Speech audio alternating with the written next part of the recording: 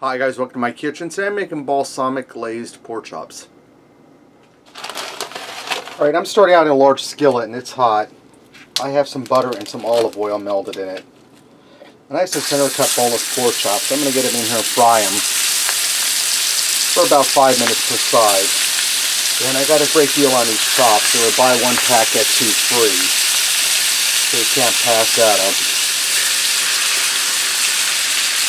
And while my chops fry, I'm going to season them with some of my McCormick's Himalayan pink salt, black pepper, and garlic. I'm not going to show you it because my hands are full of pork right now. I'm going to go ahead and wash my hands after seasoning and fry them up.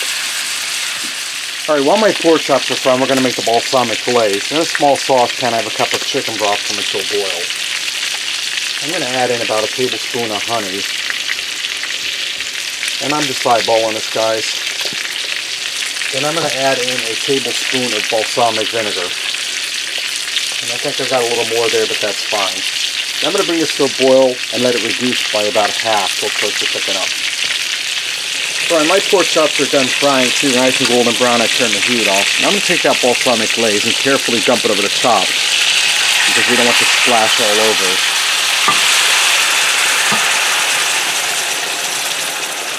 And I'm going to allow this to sit off the heat, with the heat off for a few minutes so that sauce continues to reduce down some and the chops soak in that flavor.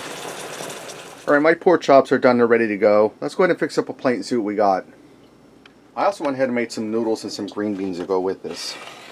Let me get in here and try some of this chop.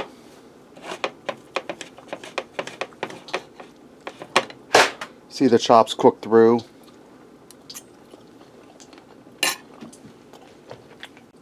Nice and tender, well seasoned. Get a little bit sweet from the honey, a little bit of acidity from the balsamic vinegar. Guys, that's really easy and delicious. Balsamic glazed pork chops. Thanks for watching and supporting me. Remember, love what you eat and eat what you love.